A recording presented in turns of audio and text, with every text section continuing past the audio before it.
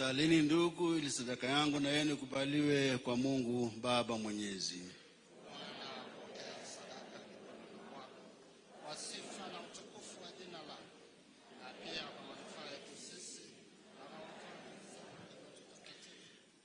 Bwana, tunakuomba viangalie vipaji tunavyokutolea wewe mwenye enzi, ili tunayotenda katika utumishi wetu yawe hasa kwa ajili ya utukufu wako, kwa njia ya Kristo Bwana wetu. Amen. Bwana awe nanyi. Inueni mioyo. Tumshukuru Bwana Mungu wetu. Kweli ni vema na haki, tendo la kufaa na kuleta wokovu. Tukushukuru wewe daima na popote, Bwana Baba uliye mtakatifu, Mungu mwenyezi wa milele. Ndani yako tunaishi, tunajimudu na kuwa na uhai, na tukiwa katika mwili huu si tu tunaonja tu, tunaonja kila siku matokeo ya wema wako, bali pia tunayo tayari amana ya umilele, kwa vile tunayo malimbuko ya roho yule ambaye kwa njia yake alimfufua Yesu katika wafu. Tunatumaini kwamba fumbo la Pasaka liwe kwetu la milele. Kwa hiyo sisi nasi pamoja na malaika wote tunakusifu tukiimba kwa shangwe tukisema: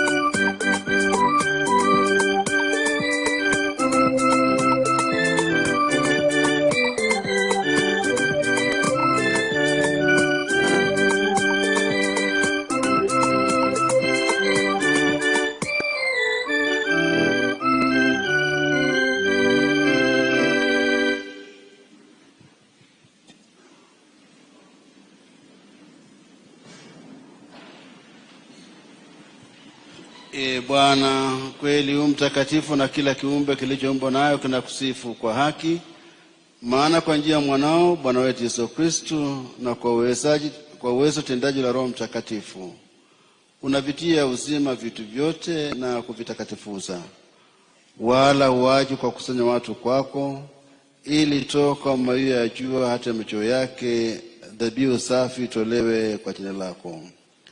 Basi Bwana, tunakusihi kwa unyenyekevu vipaji hivi ambavyo tunakutolea, ili uvitakaze, upende kuvitakatifuza kwa Roho huyo huyo, ili viwe mwili na damu ya mwanao Bwana wetu Yesu Kristo, aliyetuamuru tuadhimishe mafumbo haya. Maana yeye mwenyewe usiku alipotolewa alitwaa mkate, na akikushukuru aliubariki, akaumeka na akawapa wafuasi wake akisema, twaeni mle nyote, huu ndio mwili wangu utakaotolewa kwa ajili yenu.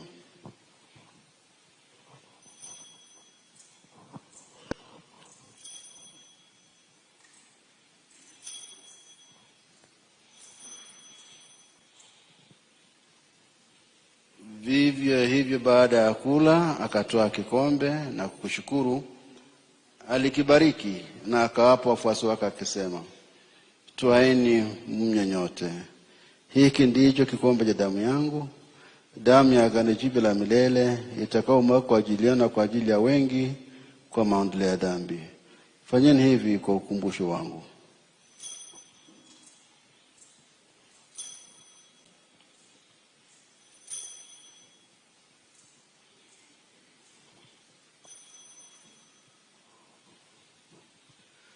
Fumbo la imani.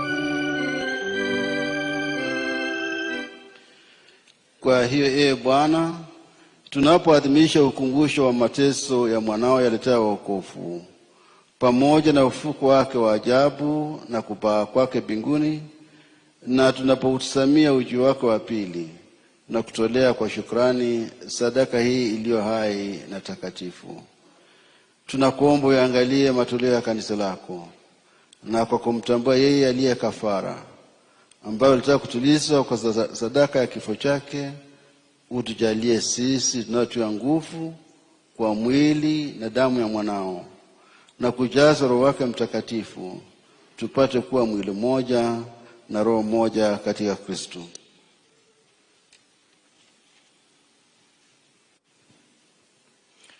Yeye atufanye sisi tuwe kwako sadaka timilifu ya milele, ili tuweze kupata urithi pamoja na wateule wako, kwanza kabisa pamoja na Bikira Maria mwenye heri, mama wa Mungu, na Mtakatifu Yusufu mume wake huyo bikira, na mitume wako wenye heri na mashahidi wako watukufu, na watakatifu wote ambao tunategemea kupata daima msaada wa maombezi yao mbele zako.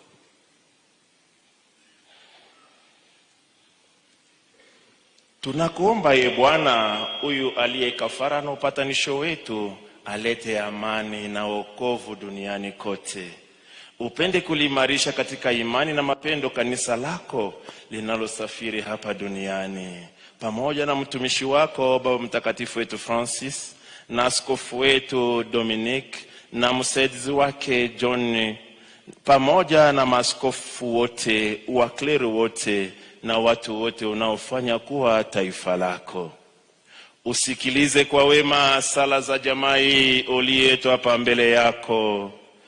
Baba uliye mtakatifu, kwa huruma yako uwakusanye kwako wanao wote wanaotawanika popote duniani.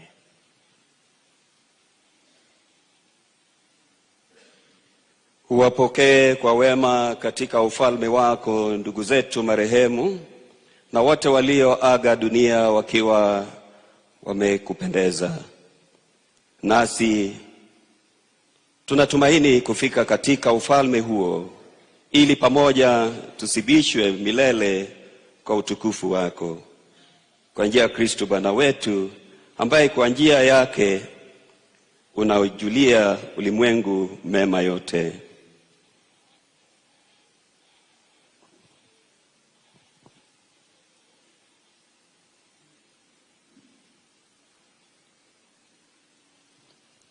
Kwa njia yake na pamoja naye na ndani yake, wewe Mungu Baba Mwenyezi, katika umoja wa Roho Mtakatifu, unapata heshima yote na utukufu milele na milele. Nitaomba tusimame sisi wote na tujiunge pamoja kuomba sala tuliyofundisha na Kristo mwenyewe tukisema: Baba yetu uliye mbinguni,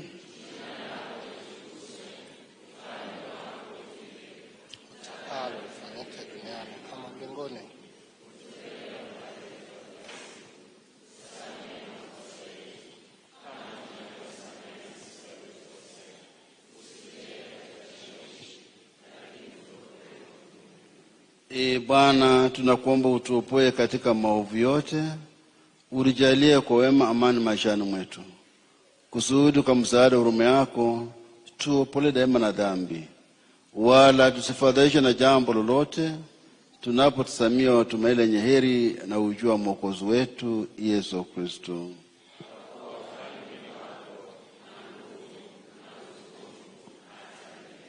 Bwana Yesu Kristo, uliwaambia mitume wako, amani na wachieni, amani yangu na wapa. Usitazame dhambi zetu, ila tu imani ya kanisa lako. Upende kulijalia amani na umoja kama alivyo penzi yako, naishi na kutawala daima na milele. Amani iwe nanyi nyote. Beaneni amani.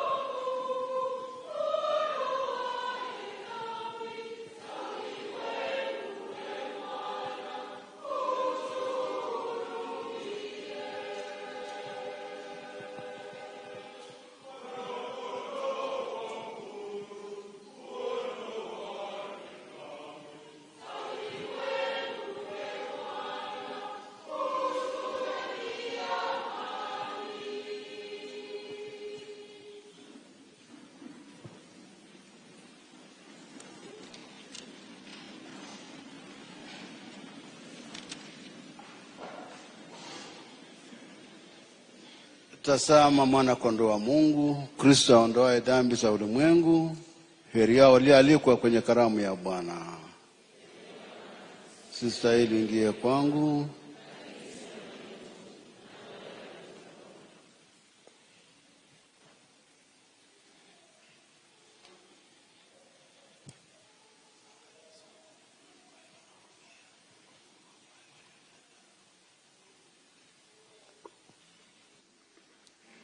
Basi ni wakati wa komunio takatifu na tuna mapadri wa kutosha watafika karibu na tuliko. Basi tuepukane na msongamano hapa mbele, na ni Wakatoliki tu walioidhinishwa ndio watakaoshiriki. Wanakwaya.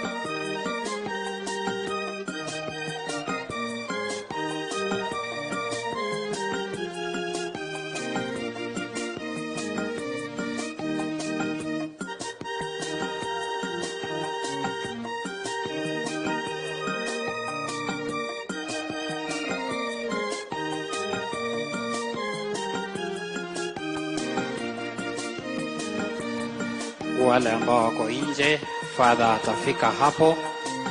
Father atakuja hapo nje, basi tusubiri.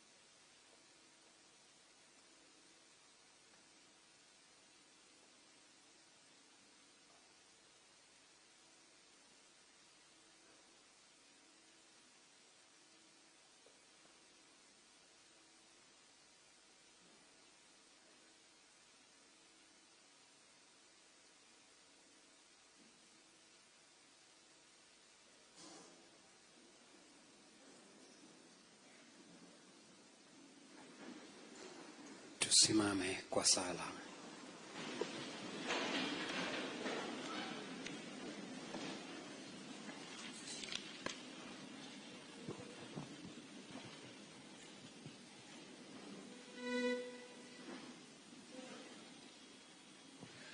Tuombe.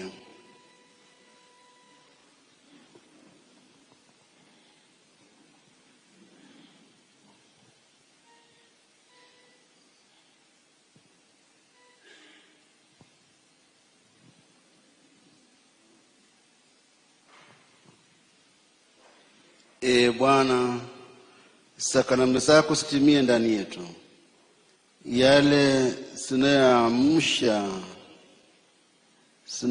sinayomaanisha iliyo hayo tuyatendayo sasa katika mafumbo, tuyafahamu katika ukweli wake, kwa njia ya Kristo Bwana wetu. Kila mmoja wetu ana sababu ya kumshukuru Mungu. Tushiriki kikamilifu katika wimbo huu wa shukrani.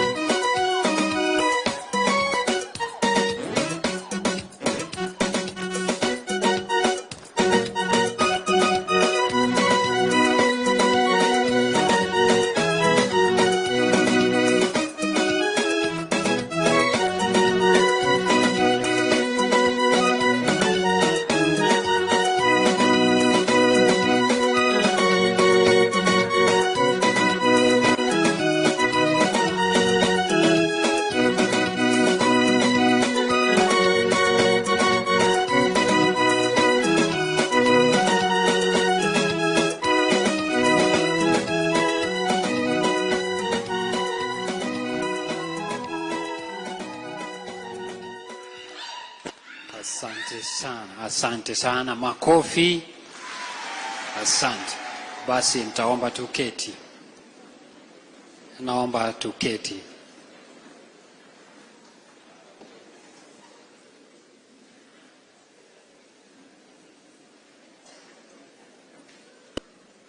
Asante sana. Good.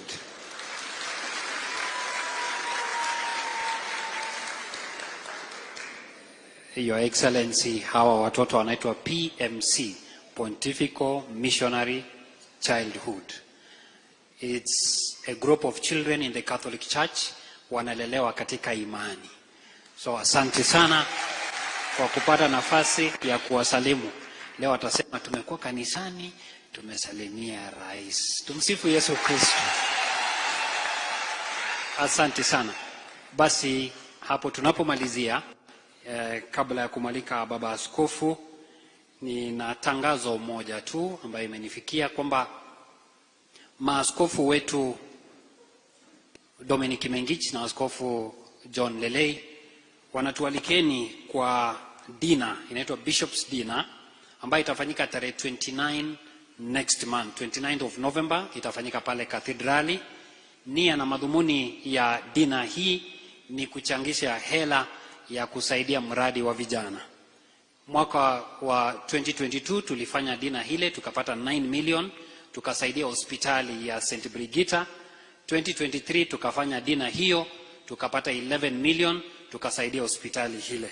Mwaka huu tunatazamia kupata milioni 21 ili tuweze kusaidia vijana katika mradi wao. Kwa mwaliko huo, Wakristo tunatambua kwamba kila station wameombwa waweze kuchangia sahani moja. Kila station. Na sahani moja ni 12,000. Yeah. Sahani moja, one plate in the Bishop's Dinner is 12,000. Na of course mwingine anashangaa 12,000 ya nini yote. 2,000 ni ya chakula, 10,000 ni ya mchango. Sawa? So tunaalikwa wote, all the stations in the diocese have been requested to contribute one plate. Niruhusuni kwa unyenyekevu sana nichukue nafasi hii kualika wageni wetu wote waliopo hapa katika dina hiyo. Karibuni sana. Naona His Excellency the President ameniambia Father Jonas. Asante. Asante sana. So itafanyika on 29 November pale Cathedral, itaanza saa 10 jioni. Karibuni tuweze kusaidia katika miradi ya jimbo, miradi ya baba askofu. So hilo ndilo tangazo ambalo limenifikia kwa sasa, na mnakaribishwa sana tuweze kushiriki katika kazi hiyo.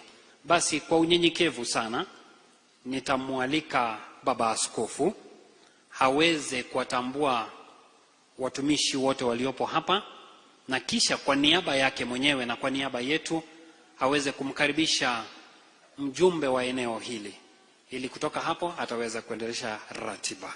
So nashukuru sana, Mungu awabariki. Baba askofu, karibu sana uweze kuwatambua watumishi walio hapa.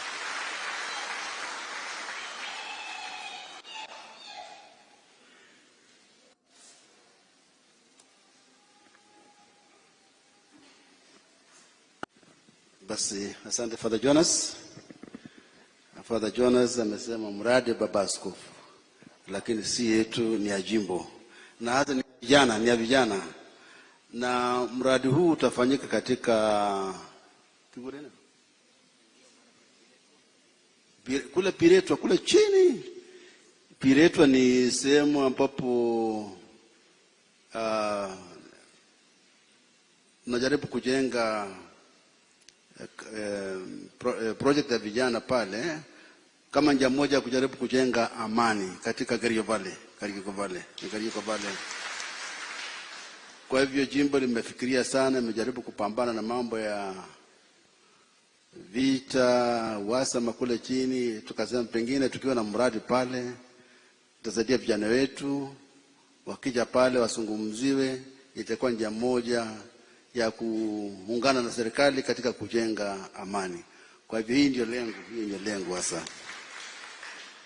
Basi niruhusuni hasa rais wetu niweze kuwatambulisha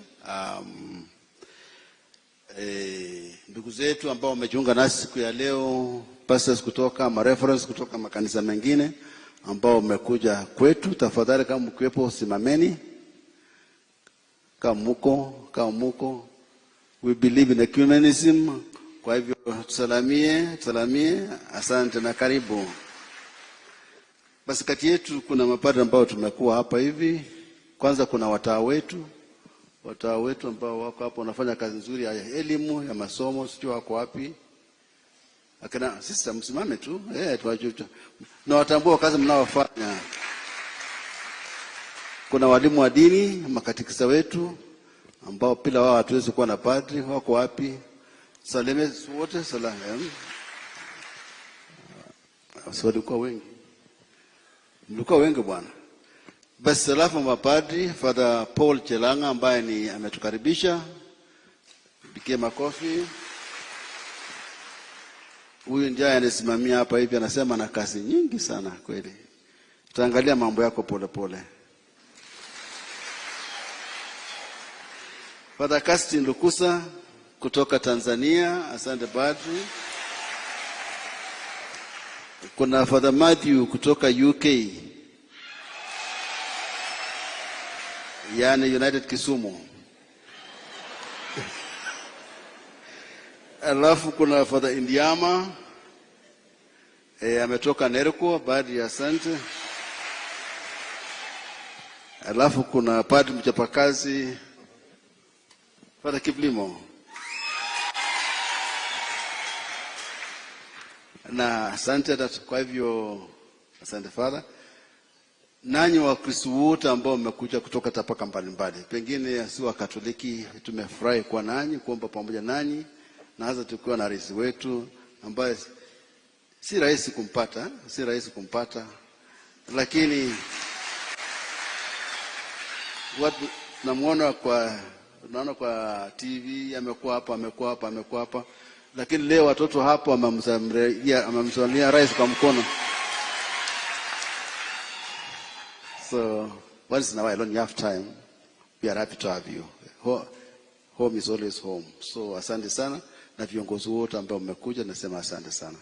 Sasa bila kupoteza wakati, ningependa kumwalika mbunge wa area hii ili achukue program itakayoendelea. Natumai itakuwa fupi. Asante. Thank you very much. Tupige makofi.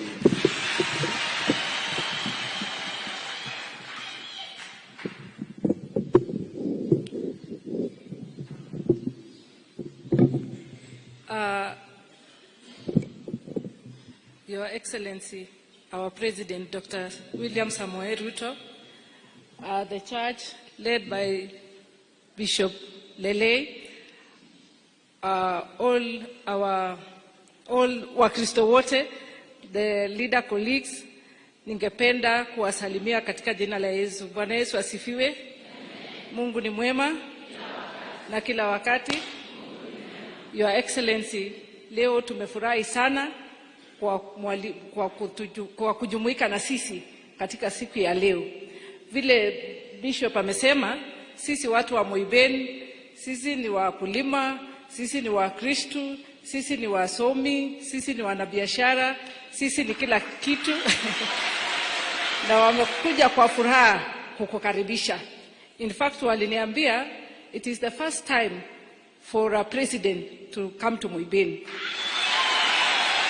Na nilipowaelezea hata walishindwa vile watakukaribisha, lakini ulifanya vizuri ukapitia kanisa.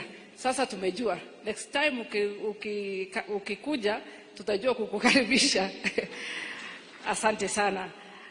Your Excellency, kwa sababu sitaki kupoteza wakati, ningependa kujulisha viongozi wenzangu wenye wako na sisi hapa leo na wale tunaserve kwa National Assembly. Ningependa waaje mbele, waje wasalimie wananchi wa Moiben na pia uwajue. Nataka kuanza na Mheshimiwa DK David Kiplagat ambaye ni jirani hapa Soi, asalimie. Hakuna kuongea kitu, salamu. Aseme salamu tu dakika moja. Okay, asante. Your Excellency the President, all guests na waumini wote, tumsifu Yesu Kristo daima na milele. Asanteni sana. Kwa majina naitwa David Kiplagat ama DK, mjumbe wa Soi. Tunawakaribisha Uasin Gishu. Asante sana. Letu tu tukufurahi ni kukukaribisha hapa Uasin Gishu, kukukaribisha hapa Soi. Alafu pia tunakushukuru kwa vile umekuja saa zile wakulima wanafuna mahindi yao. Nadhani utakuwa na jambo mzuri ya kuwaeleza. Asante sana, Mungu akubariki. Asante sana Mheshimiwa DK, Mheshimiwa Janet.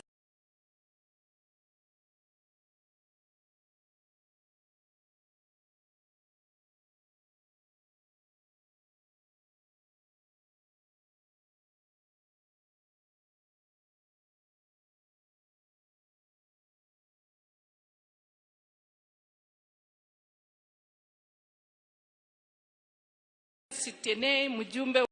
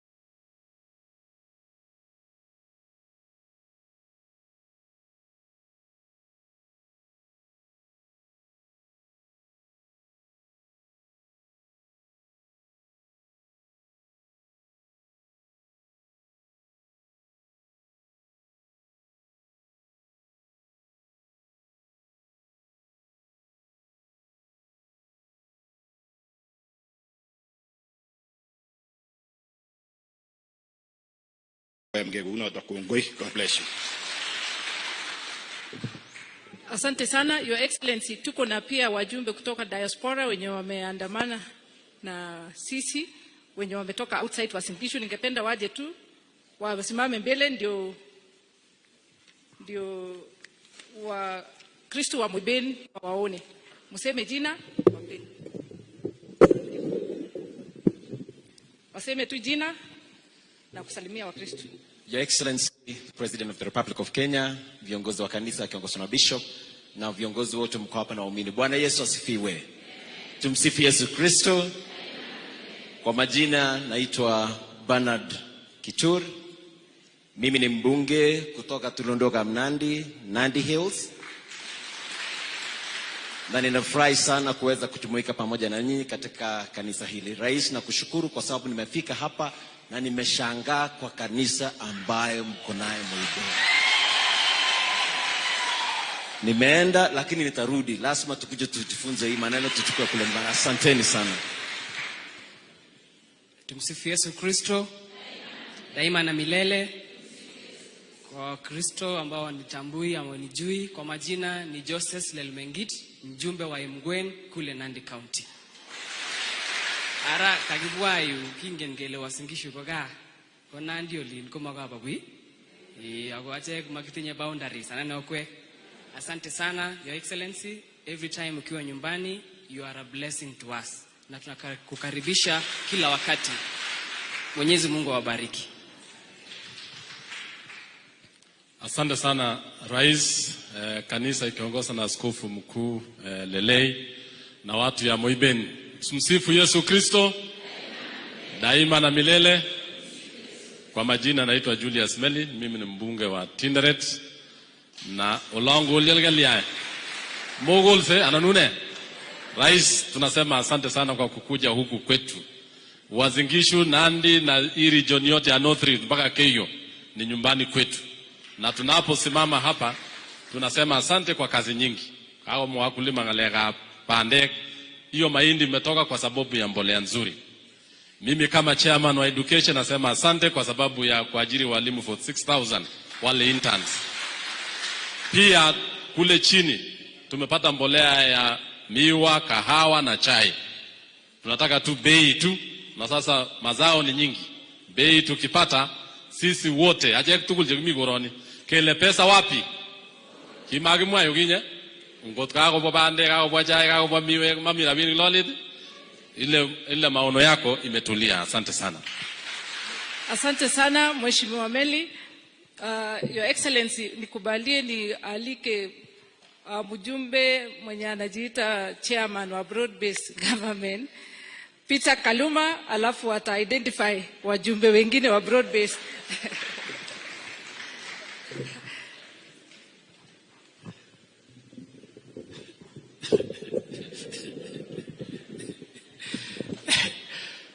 Your Excellency, the President of the Republic of Kenya and the Commander-in-Chief of the Defense Forces, Baba Askofu na mapadri wote wa Kristo, tumsifu Yesu Kristo. Daima na milele. I've never spoken before the President. So nimeona ndugu zangu wanakuja wanasema tu karibu Your Excellency na wanaenda wakikaa. Sijui mimi sasa nitakosea nikisema kidogo ama niseme kidogo, Your Excellency ukikubali. Your Excellency, ile wakati nimeingia hapa nilikuwa natembea nyuma ya ndugu yangu Faruk Kibet, na nimesikia wale walikuwa ndani tayari wakisema ni kama rais amefika, na huyu anamfuata na koti nyeusi ni kama ndio komanda wa jeshi lake leo. Nikasikia mmoja akisema huyu ni Kaluma, na wengine wanasema hawezi kuwa Kaluma. Mimi ndiye Peter Kaluma, mjumbe wa Homa Bay Town, kijana wa baba, mtu wa ODM. Your Excellency, I'm a Catholic, and so yesterday when I got information you'd be worshiping in this great church of ours from Brother Faruk, I requested that you be requested to allow me to come with you to church. I'm grateful, Your Excellency. You allowed it. Ya mwisho, ama niendelee. Juzi, Your Excellency, nimekuwa nikitembea huku sana, hasa upande wa Nandi. So there is a day I said, tutaingia na tutakuja tuwasaidie kuheshimu rais, kumsaidia kuungana na yeye, kuunganisha taifa. Na watu wengi sana, hasa Mandago alisema utakuja kweli? Mandago, sasa niko wapi? Niko hapa. We are here, Your Excellency, to thank you very much for what you've been doing in words and in deed in uniting the country. You've spoken the language of unity from the very beginning of your reign. And our people do not understand, but when you swore and put your hand on the Bible and lifted the Constitution, among the matters which you said before Kenyans you defend is the unity of our nation. And that is why the Constitution says you are the symbol of national unity. I'm happy to be here. I'm happy to be with my sister here. In the Catholic parish at Parliament, we call her Mother Superior. Mother Superior. But Your Excellency, there is a great leader who came from an Abkoi across here. He is since passed on. He was called Chepkut. He replaced Brother Chepkonga temporarily, and now Chepkonga is back. I think because he knew Chepkonga was a lawyer, he always remembered Article 131. And whenever we were in Parliament, even if the issue of Article 131 never was being debated, he would come from nowhere and say, Article 131, the authority of the President. And then he would count the 4 of them. And he would start by saying, the President is the Commander-in-Chief of the Defense Forces. And he would end with, he exercises the executive authority of the state. Then he would end with, he's the symbol of national unity. He remembered those provisions more than us lawyers like Chepkonga, and we remember him for that. We want to request everybody who voted for the President to allow him to exercise that authority in the Constitution that is sworn to exercise. Na la mwisho, naona hata nikiongea, Your Excellency, bado wanauliza hii watu wamekuja kweli? Hatutoki.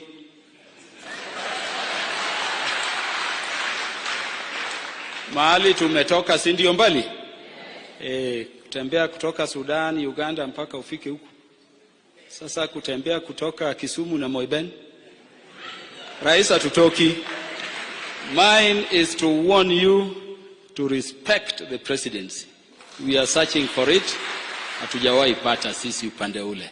And we will help you. And to caution you that people who come last like us. Si Biblia husema people went to harvest, lakini mwishowe hata wale walitoka nini walipata sawa.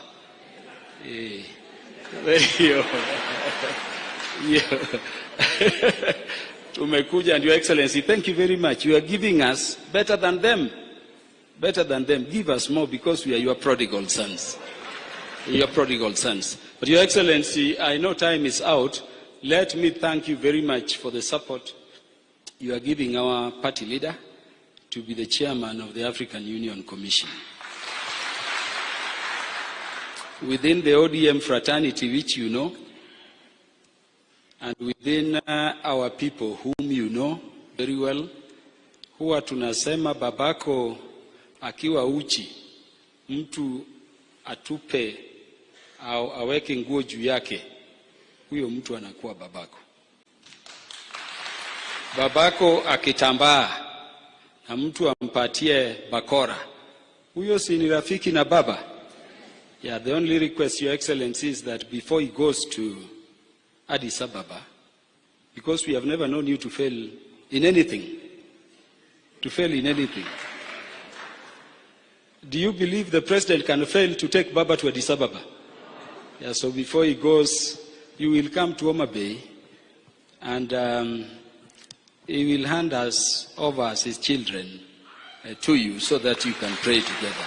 I thank you very much, Your Excellency. May God bless you. May God bless this church. Thank you very much. So tuko na wajumbe wengi, Your Excellency, wa broad-based government hapa.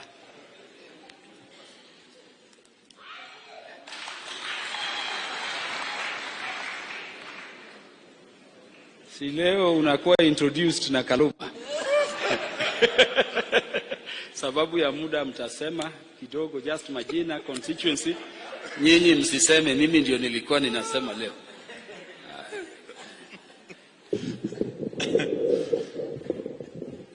Your Excellency, the President of the Republic of Kenya, Mheshimiwa Daktari William Ruto, waumini wote, Papa Askofu, tumsifu Yesu Kristo. Daima na milele. Kwa majina naitwa Geoffrey Ruku. Mimi ni mbunge wa Mbeere North kutoka huko Embu County, Tharaka Nithi County, pande hiyo. Your Excellency, ni maajabu. Ni maajabu ya kwamba ati leo mimi nakuwa introduced na Peter Karuma.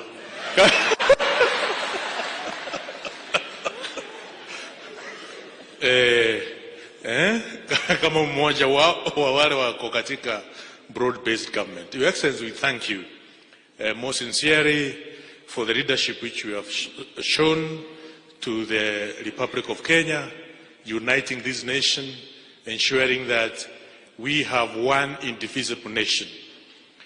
Pale kwetu jana tulikuwa na Mheshimiwa Karuma uko Tharaka Nithi, na tulikuwa na watu wengi, na walitutuma na salamu kutoka huko pande ya Tharaka Nithi,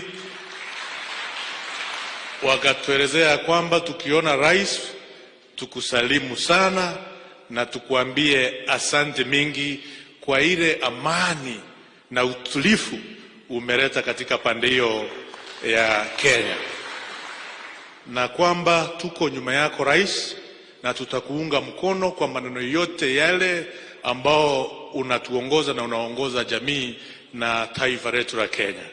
Kuna changamoto kidogo kidogo ambao tunajua wewe na serikali yako utaweza kufanya solution. Kuna changamoto kidogo ya SHIF, NHIF, hiyo maneno kidogo kidogo. Tunajua rais uko na uwezo, uko na nguvu ya kuhakikisha mambo yote inaendelea vizuri. And I think for those who are in government, who may be doubting the capability and decisiveness of His Excellency to make very difficult decisions, please, you better work very hard. Jua yale ambayo unafanya katika your state department ama wizara, very to which shoka itakuangukia. Tumeona shoka ikiangukia mtu mkubwa, sio waziri na wengine ambao wanaweza fanya serikali isiweke maneno sawa sawa. So I'm talking to those who are in executive. Please, we have an opportunity to do what is right for the people of the Republic of Kenya. And we know the President is determined to change this nation for the betterment of the future generation. We thank you, Your Excellency, most sincerely, and we pray for you. Thank you.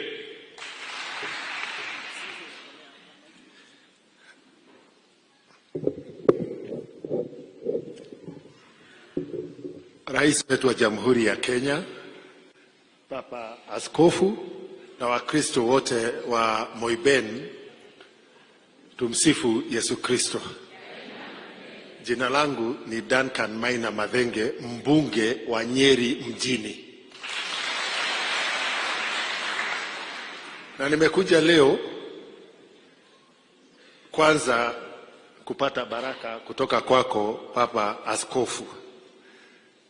Ya pili, nimekuja kwa sababu sisi watu wa kule Nyeri na pia jamii inaitwa Gikuyu, Embu na Meru.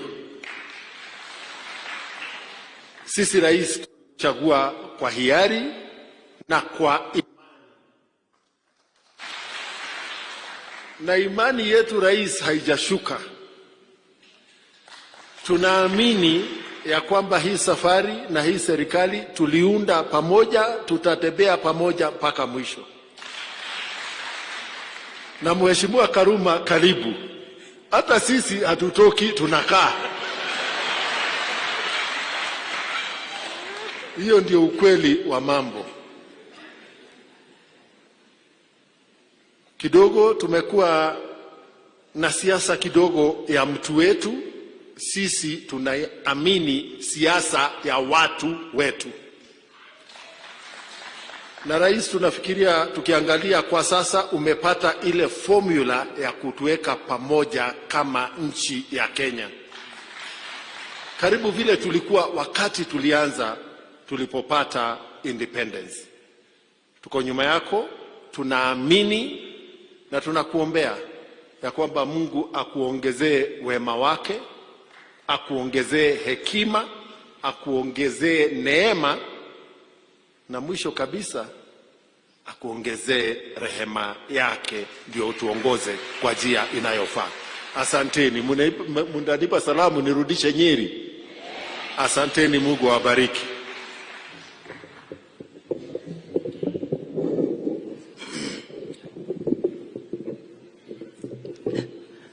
Baba wetu Askofu Lelei na viongozi wa kanisa tulio nao siku ya leo, Your Excellency the President of the Republic of Kenya, my fellow members of Parliament and colleagues, na sisi wa Kristo wote wa Moiben. God is good and all the time. Bwana Yesu asifiwe. Kwa majina mimi naitwa Kawanjiko, mbunge wa Kiambaa kutoka kule Kiambu County.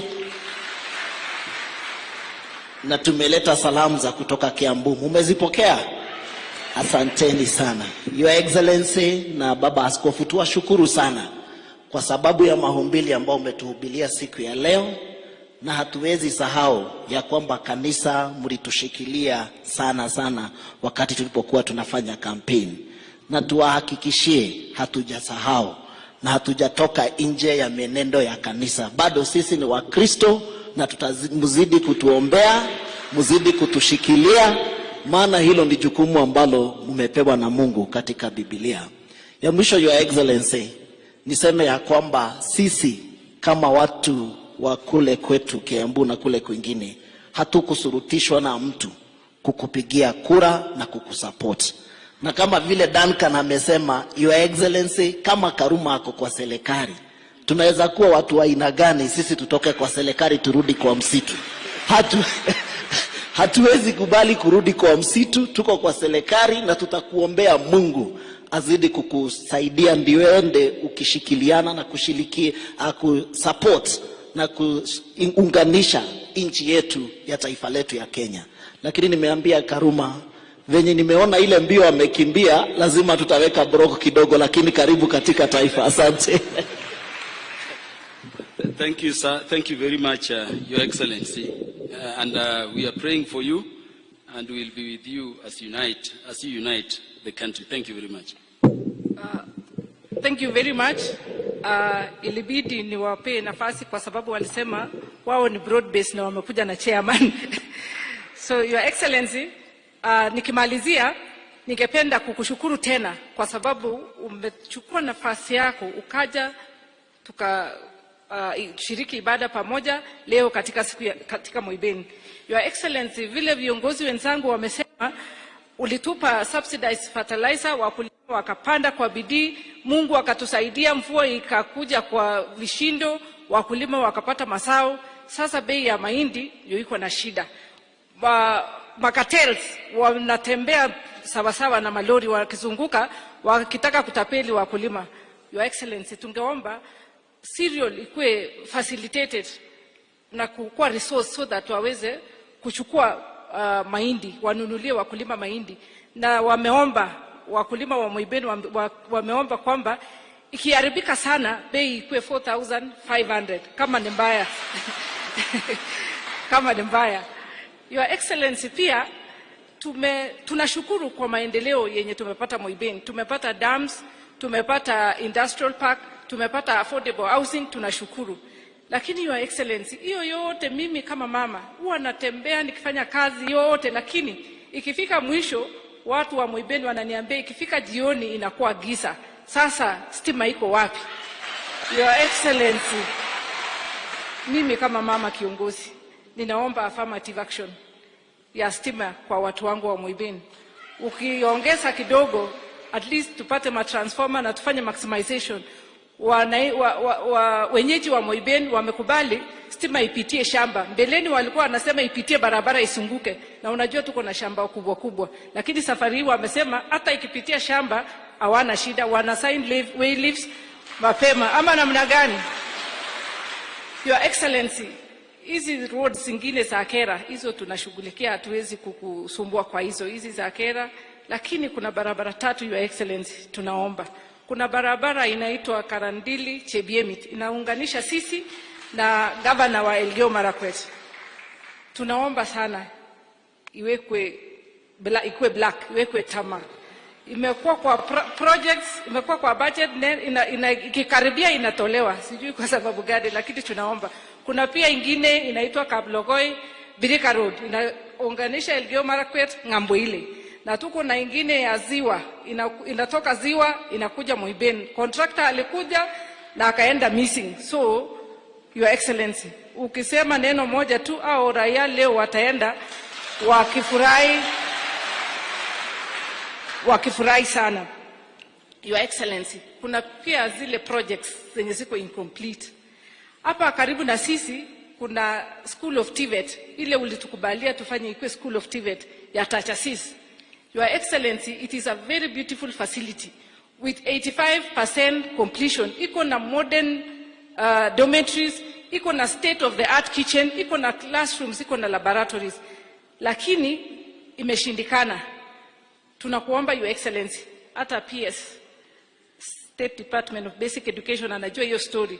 Imekwama, sijui wamekataa there is a problem. Tungeomba uikwamue so that we give you an opportunity to come and commission it, because it will be the second of its kind. It will be the second after the School of TVET in Nairobi. Your Excellency, mimi nimekanyaga Jogo House mpaka hata viatu yangu na lifts najua Barto anakujanga kuuliza maneno ya School of TVET. Pia nafikiri hiyo governor atazungumzia maneno ya Moibeni Hospital. Moibeni tuko na shamba, tumetenga, siku nenda siku rudi, hiyo hospitali haijaamka. Tunaomba Your Excellency utuangalie kwa hiyo hospitali. Tuko na disputes ya mashamba. Watu wetu wa Moibeni hata hawawezi kufanya succession kwa sababu ya title deeds. Your Excellency, watu wako hapa wanapanda mashamba, wengine hawana title, hawajui kama ni yao ama si yao. Tungependa Your Excellency utuongeleshe wale wangwana wa State Department wa Lands, Ministry of Lands, wakuje Moibeni, wakuje wasuluhishe hii maneno ya Crown Land, Kilima 1, Kilima 2, kuna Kamnyasore. Watu wanapigananga kila nenda kila rudi, na ni kwa sababu tu hakuna mtu ameonesha mwelekeo kuweka boundaries na watu kupewa titles ndio waweze kulima mashamba zao. Pia tuko na wale lami ilipitia kwao na wakapeana shamba na hawakupewa compensation. Mfano ni wale wa Ilula Elgeyo Border, shamba wengine walilipwa, wengine wakabaki. Nafikiri wengi wako hapa na wakisikia watafurahi kwamba ikiwezekana wapewe compensation yao ndio wafurahi. Na Your Excellency, siku ile mimi nilipata certificate ya UDA, nilikuja na wangwana wengine wakikuja kusema wana support mama. Wengine wamepata kakitu, lakini kuna wengine Your Excellency bado wako tu umuumu, wanatamak. Ningependa tu Your Excellency kuwasimamisha waone wakiongozwa na Mutual, wakiongozwa na pia na kuna pia Chebunei pale. Your Excellency, hata unaona jacket ya Mutual ili change color, ametamak sana. ningependa uwashike mkono pia mimi nikuwe na amani. Your Excellency, unajua singependa tena 2027, nilisema siku ile walikuwa wanataka kufuta kamisi ya mama. Sasa singependa tena warudi na tukuje tena tufanye hiyo maneno. So ningeomba uangalie. Na finally, Your Excellency, tuko na kwaya pale. Walipoimba waliniambia tutaimba kwa nguvu, lakini lakini waliomba piano. Walisema tu ukiwasaidia piano, hiyo yenye huko unaona pale Your Excellency waliomba. So ukiwasaidia piano, watarudisha ya wenyewe. Nafikiri Your Excellency, kwa leo sitaki kuongeza mengi. Ukitufanyia tu hayo yenye nimetaja, tutashukuru sana sana. Kwa hivyo nikubalie nichukue nafasi hii niite our senator aje atoe salamu zake pia na briefly.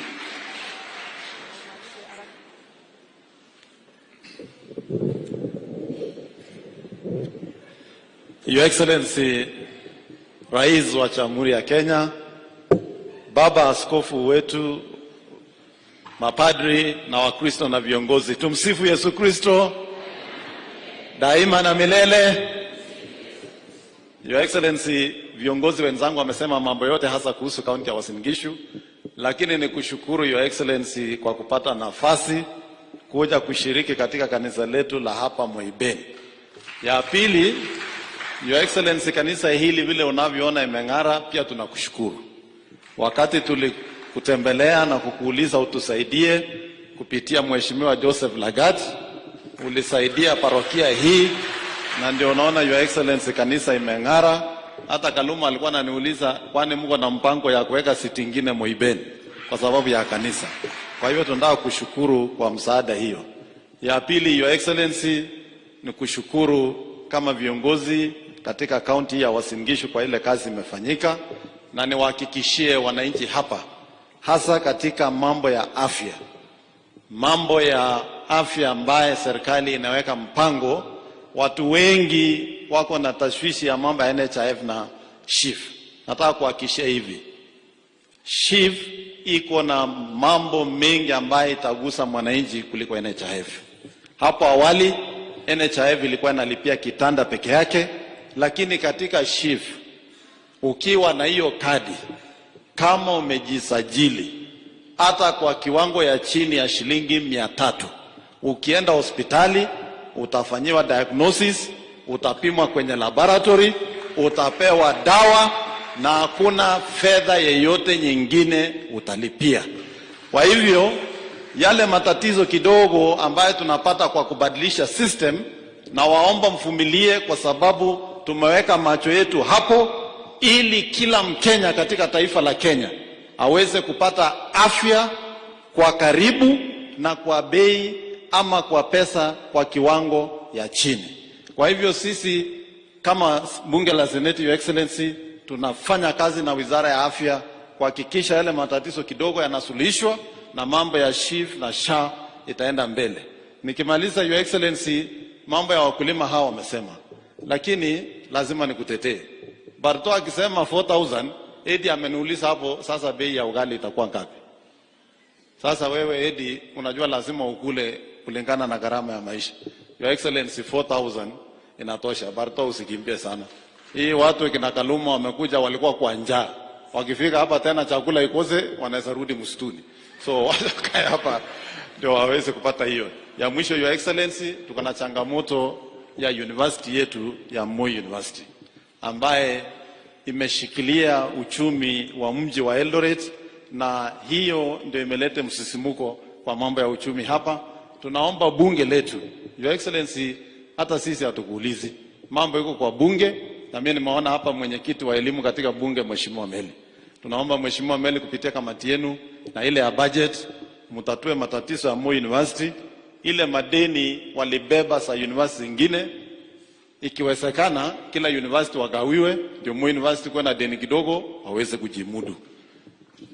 Niko na mwenzangu Your Excellency, kwa ruhusa yako, unajua sasa tuko na furaha na saa zingine hatujui tukue na huzuni, kwa sababu kule National Assembly Kaluma ni self declared chairman ya broad based. Kule Senate hatuna amani. Iko mtu mfupi anaitwa Eddie Okech. Pia yeye ndio chairman ya broad based huko. Sasa hii breathing space hapo kwetu imekuwa kidogo. Na hatutaki kutembea na oxygen cylinder kwa sababu ya watu. Sasa niruhusu tu nimpatie nafasi. Kwa sababu huyu ndio alikuanga na baba hata wakati ya maandamano. Akipotea namna hii najua kuna maandamano yamepangwa. Sasa vile amekuja najua mambo iko sawa. Sasa wewe sema kwa kifupi bwana Eddie.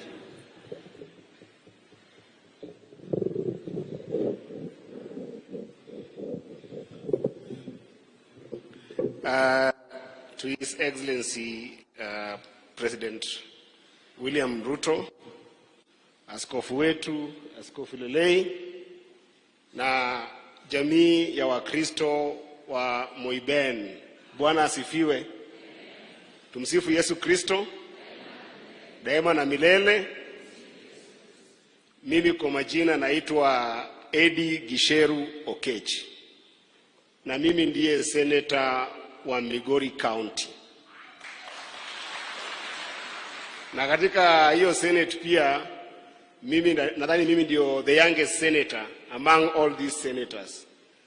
Na nashukuru Mungu sana kwa sababu penye natoka kule Migori pia mimi ni mshiriki wa Katoliki.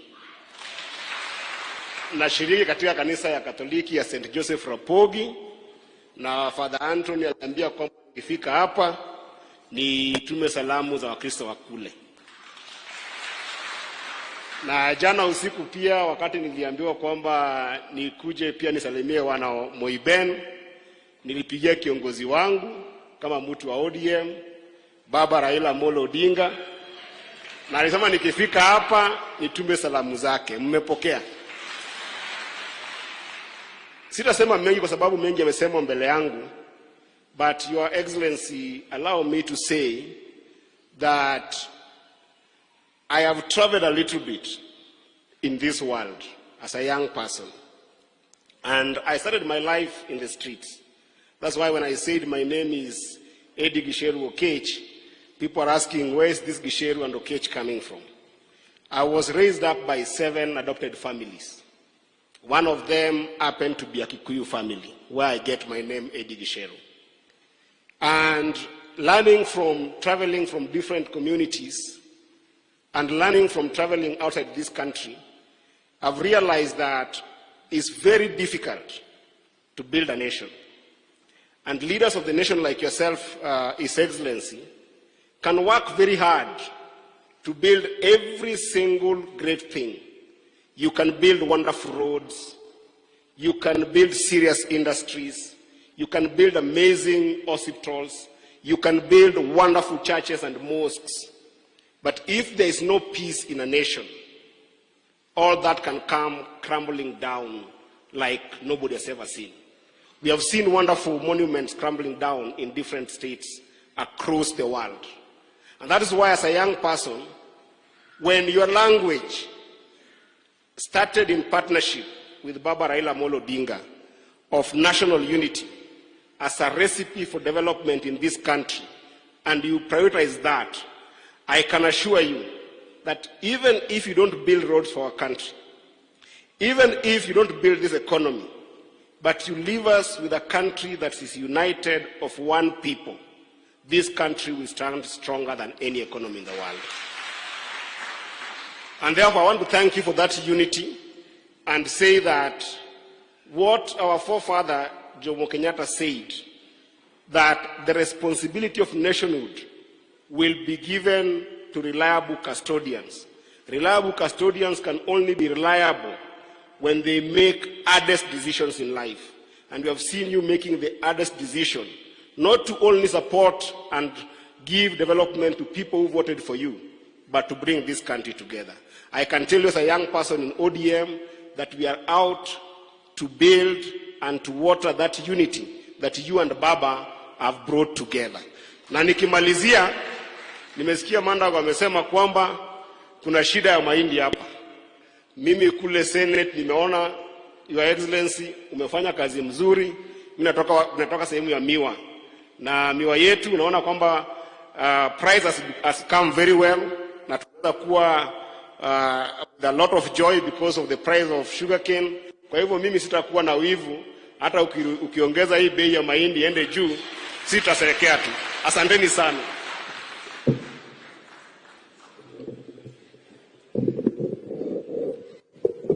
Unajua ukikunywa chai lazima ukule ugali. Your Excellency, kwa sababu ya saa niruhusu tu nitambue viongozi wengine walio hapa. Tuko na PSS wetu, tuko na PS Bitok, PS State Department of Immigration. Tuko na PS wetu Kipsang Belio, PS wa Basic Education. Tuko na pia chairman ya parastatus zetu. Tuko na PS Tanui, Your Excellency, mtu wa ICT na digital hubs. Na amekuwa juzi RVTTI na kule Kipkabos kwa mambo ya digital hubs. Tuko na chairman wa mining Bwana Joseph Lagat. Tuko na chairman Donald Murgur wa Water Fund. Tuko na director ya Kenya Water Institute Bwana former governor Baiskeli. Tuko na Jude Chesire, huyo ndio Edi siku hizi wanapelekana na huyo kweli kweli, wamefurahi na mambo ya miwa Chesire au kwa sukari. Tuko na Jebunet, Your Excellency, mtu yako alikuwa ya communication lecturer pale University of Eldoret. Tuko na wale wengine wote, Professor Kimtai Albert wa Kefis na wengine. Tunataka kuwashukuru sana. Nataka kuchukua nafasi hii, Your Excellency, nimkaribishe governor wetu ili aweze kusalamia na kukaribisha. Asanteni sana na Mungu awabariki.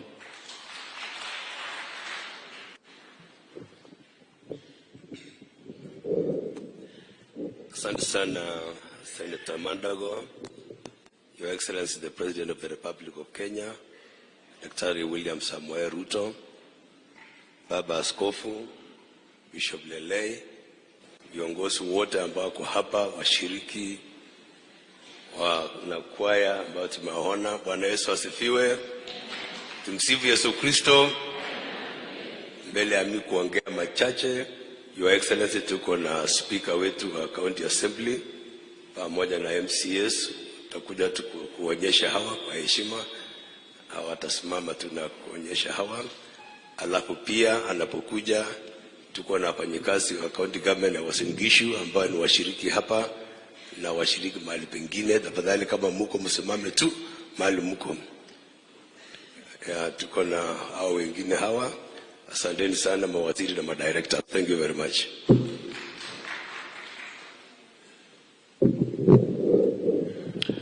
Your Excellency the President of the Republic of Kenya, kanisa kiongozwa na Bishop, viongozi wote tuliofika siku ya leo hapa na washiriki wa Mweben, Bwana asifiwe.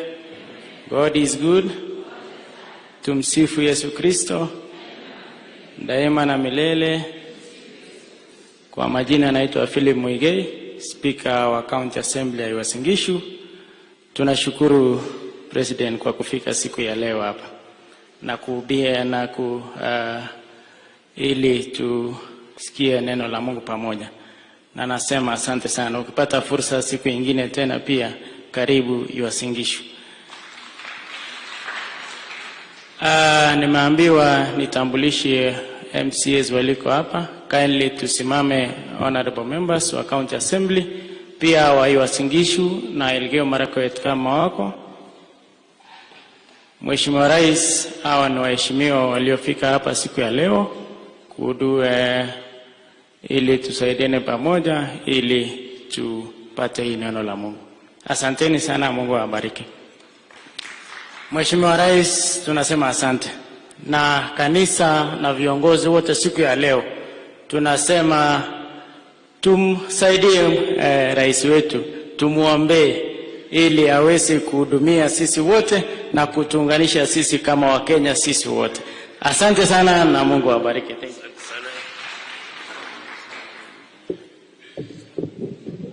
Thank you very much. Na mbele ya kukaribisha gavana jirani wetu, Your Excellency, nilikuwa na deputy governor ambaye alipata nafasi ya kufanya kazi nje ya Kenya na ni kazi kubwa, na nikanominate mwingine, na kwa sababu ya IBC na hiyo shughuli yake nasikia karibu kwa gazetted. Mheshimiwa Kapkea hapa ni new nominee deputy governor ya Uasin Gishu ama yangu mimi. anatoka Tembeli. Asante sana. Karibu Gavana.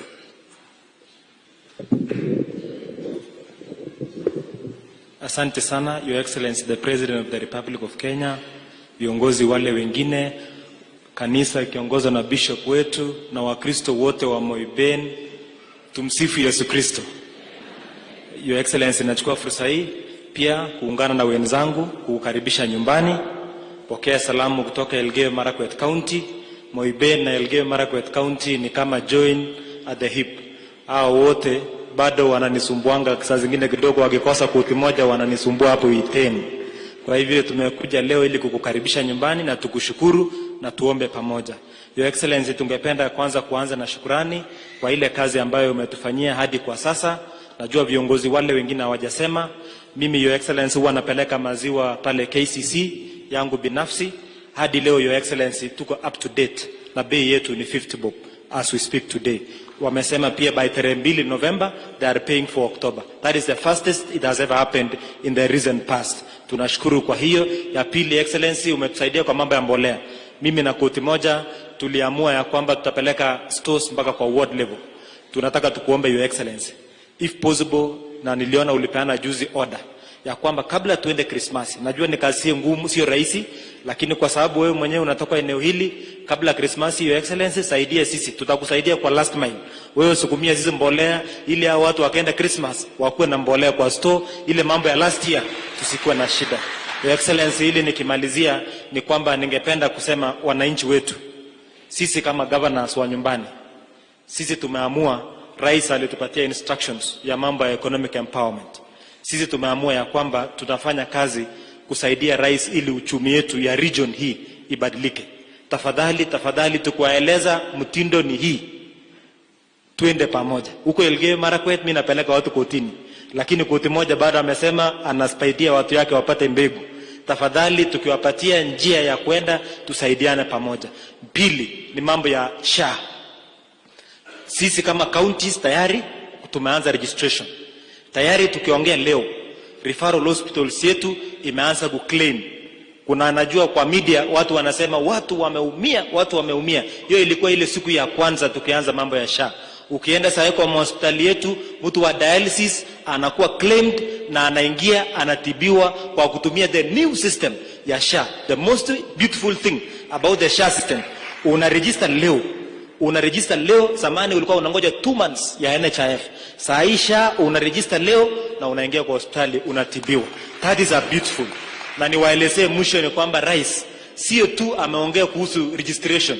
There is a huge program inakuja ambaye sisi kama governors, Your Excellency, tumesign this week ya equipment to all our hospitals. Kutoka few months to come, rais ametunegotiatea equipment, the best state of art equipment in all our hospital. Kwa hivyo utakuwa na hospitali mzuri, iko na equipment na iko na SHA, na wewe utakuwa unatibiwa. Waachana na hiyo propaganda. Kenya saa hii negativity, watu wanapeana propaganda. Siku ya kuwa mgonjwa ni wewe na familia yako. Siku ya kuuza shamba ni yako title peke yako. Usidanganyike, register kuwa SHA leo hii ili usaidie watu wako. Your Excellency, kwa mambo ya insecurity pale Kerio Valley tunakushukuru. Kitambo tulikuwa tunatype Sunday kama leo tunatema RIP. From the last few months, Your Excellency, we have never lost a single life. Tumekupatikisha wakora wachache tu ile wewe utamalizia hawa. We are very grateful as the great people of Kerio Valley and Elgeyo Marakwet County. Kuna ile barabara tu ya Biretwa Tot, ile wakora wakitaka kucheza wanawekewa hapo na wakora. Your Excellency, sema tu neno moja, barabara ya Biretwa mpaka Tot, malizia mimi nitakuwa nimesema amen. Kuna wale wamebaki wachache, especially kutoka Marakwet West. Nimeona hapa ni watatu tu. Mimi niko naye Marakwet West, mwalimu Chepkole, mwalimu Chemweno na Dr. Gibrono, watu karibu 3 4, na Kiptanu yuko KSAU. Ukinyaroshia mimi hiyo, Your Excellency, nitakuwa natembea nikiongelesha watu bila pressure. Mungu akubariki sana na karibu nyumbani, Your Excellency. Asante sana Governor. Your Excellency, yangu ni machache kabisa kwa sababu I am the host. Na ningependa nikupatie nafasi kubwa kunena na watu wako. Kuna watu wamezaulika tu wanapo introduce. Gabriel Lamaon, tafadhali wewe ni mmoja wetu. Tuko na Mheshimiwa Dr. Ken Tarus. Dr. Ken Tarus pia ni mmoja wetu hapa, na Jinaro wakili Jinaro Kibet, nasikia yako hapa pia. Asante. Ako huko nyuma. Asante sana. Wao ni the sons of Uasin Gishu. Your Excellency, tunasema kama county government of Uasin Gishu na serikali yote ya Uasin Gishu tunakukaribisha nyumbani. Hapa ni nyumbani, tunasema karibu sana. Jana tuliposema tutaenda kanisa wapi, ilikuwa rahisi sana vile ulisema. Tukasema tu Moiben, na nikashukuru sana nilipopigia Marusi simu akasema tuko na father hapa, tuko na wazee hapa. Nilikuja straight mpaka hapa na tukapanga, ndio ukaona maneno yamefanya namna hii. Maneno yako ni rahisi lakini ni ajabu. Watu ya Moiben wajafurahi kama vile wamefurahi leo kuwa na rais wakiabudu nao. Ya pili, Your Excellency, mambo ya kazi ya Uasin Gishu inaendelea vizuri. Ile EPZ ambayo ulitusaidia tukakazet. Juzi tulikuwa na CS Mburia na kuna first phase inajengwa the sheds of around 400 million, na within this next month itakuwa imekuwa complete. Tayari tunaanza hapo. Alafu ile KIPES, Your Excellency, ambayo wanakuambia iko tu hapa karibu na kanisa. Ukitoka tu hapo nje utaona pale, na ninakuomba kwa heshima ukipata nafasi tuende uangalie, utupatie mate hapo. Hii KIPES, County Aggregation Industrial Park, imebadilisha watu ya Moiben hapa. Kuna vijana wanafanya kazi na kuna hiyo kazi inatokea. Hii Moiben, Your Excellency, baada ya sisi kuwa city, kuna other 6 municipalities or townships naenda kuinua ikuwa municipalities, na moja ni hii Moiben. Kwa hivyo Your Excellency, ningependa alafu tuone mambo ya housing program inaendelea vizuri. Your Excellency, ile ya Pioneer tumekuwa huko pia inakuja. Ile market yetu 64 modern market, kumbe wanachenga wakienda chini ndio wakuje vizuri. So 2 floors down na kukutana na mawe kubwa sana, jiwe ngumu sana, lakini Waswahili wanasema hakuna mkate ambayo ni ngumu mbele ya chai. Hata hivyo, hata hao wametengeneza, inaendelea vizuri, alafu inakuja juu. Your Excellency, ile Kidiwa ambayo ulilaunch saizi iko floors karibu inamalizika, I think around 90% complete. Ile ya Railway City 5,000 units tayari nimepatia na shamba. Your Excellency, hiyo pia inakuja. Alafu ile ya AMS Kimumu, Your Excellency, pia inakuja. Kwa hivyo kuna kazi kubwa ambayo mtusaidia kama rais na kama sisi serikali ya Uasin Gishu. Excellency, tunahimiza tu raia hao wetu kwamba kwa hii mahindi ambayo mimi najua rais atatoa bei mzuri, niko na imani. Mimi niko na imani hiyo 4,000 plus itatokea, lakini tunataka tushike nyumba, kila mtu shika nyumba moja. Hakuna nyumba unaweza pata chini ya 3 million na ni 2-3 bedrooms hapa town katikati ama city katikati. Kwa hivyo tupange alafu tufanye hivyo. Your Excellency, pia umetusaidia tukajiunga na Kemri saizi tumepatia uwanja ambao wanajenga center yao ya research kubwa sana hapa Eldoret, hapo Kapsoya. Pili, tuko na ile bioparks ambao wanakuja kuweka factory ya kuleta vaccine na mambo ya madawa. Tayari nimepatia eka 20 ambao wanakuja kujenga hiyo. Your Excellency, sasa tumenoa nanga. Tukienda mbele, all the ESPs markets zinaendelea sasa kujengwa kwa hizi sub counties zetu 6. Kwa hivyo Your Excellency, sitaongea mengi. Juzi matutumia kampuni inaitwa Jospong group of companies watusaidie kwa solid waste management, na tumeandikishana MOU na hawa. Anytime from now wanaendelea kufanya kazi. Mambo ya ukulima, Your Excellency, umetusaidia sana. Juzi tulikuwa na changamoto kidogo kuhakikisha mbolea imefika mali naenda because ilichelewa, lakini this time tuko na mbolea ya kutosha, na tumeambia wakulima tayari mwanze kuchukua yenye iko tayari, ili by the time tunafika January iko na mbolea yako kwa nyumba. Mambo ya last mile distribution, sisi na governor huyu na magavana wengine tulisema tutasimama na wewe. Kwa hivyo Your Excellency, watu hawa wakulima wameamua pia waende diversification. Sasa mambo ya kahawa hapa imekita nanga kabisa. Hapa Chibararwa FTC yetu tayari tuko na mbegu, lakini shida seedlings ya mbegu ni kidogo sana. Utusaidie tupate mbegu nyingi ya kutosha ili tusaidie watu wetu next year wanapoenda kupanda. Watu wengi sana wameingia kwa mambo ya kahawa. Kwa hivyo Your Excellency, tunakuomba utusaidie. Mambo yote haya tutasema siku nyingine, lakini nataka nishukuru sana kwa sababu wewe umesimama na sisi. Hakuna siku tumekuja kukuona rais, alafu tunarudi bure. This time leo sema tu neno moja, sana sana kwa mahindi. Hiyo bei ya mahindi kwa chini imeshusha wakulima chini sana, lakini ukianzia 4,000, nasimama na mheshimiwa yangu huyu mjumbe huyu 4,500, hiyo kabisa tunaweza kusikia vizuri, lakini akikuja kidogo chini tutakuja kuongea mambo ya hospitali ya Moiben. Tutakuja kuambia kulikuwa na shida kubwa sana na Mandago akiwa governor, unajua kulikuwa na court case yenye imekataa kuisha, na huyo mtu anaita contractor anatudai milioni 20 ya tujaona ilikuwa ni ya nini, alafu ingine ya consultation, ni vitu mingi kama hiyo. Lakini watu ya Moiben, mimi mwenyewe nimesema I'm committed, tutajenga hiyo hospitali na itakuwa sawa kulingana na hospitali zingine kwa hii county. Kwa hivyo kwa machache haya ningependa Your Excellency, wakati tulipewa kuwa city, tumekuwa na wageni ambao tumeshangaa wanatoka wapi, na juzi tukaonekana kwa dunia kwa cycle race hii ya baskeli. Hatukujua baskeli iko na nguvu namna hiyo, lakini walisimamisha city, na saizi ukienda super sport unaangalia Uasin Gishu, na hiyo dunia imefunguka kwetu. Na wasee wa area hii na watumishi wa Mungu ambao ni mabishop wamesema wakati ya chata hawakuwa na time sana ya kuweka maombi kwa hii city yetu hii. Kwa hivyo wamesema tarehe 1, Mungu akipenda, wakiongozwa na bishop wa hapa, Bishop Kimengi na mabishop wengine, watakuwa na dedication kubwa sana ya kuombea city of Eldoret, ili pia sisi Mungu atusaidie tukienda mbele. Na wakaniambia ukaribishe rais, na naukaribisha Your Excellency, Mungu akipenda ukuje ujiunge na waumini ili sisi tubarikiwe. Umetufundisha kupenda Mungu.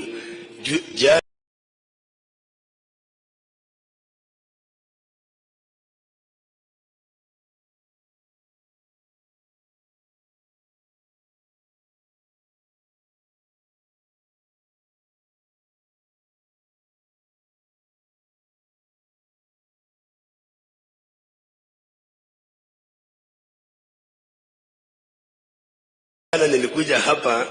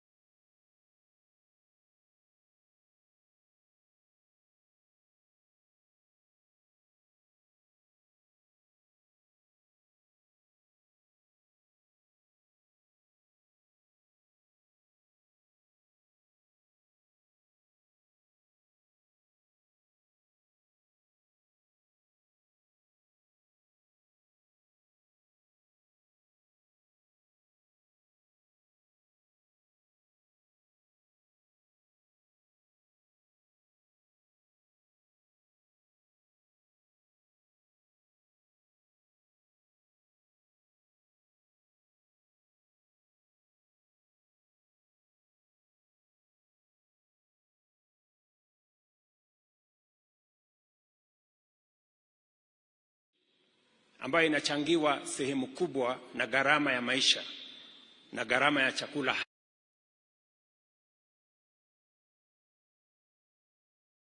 Tofauti ya 2022 inflation ambayo inachangiwa sehemu kubwa na gharama ya maisha na gharama ya chakula.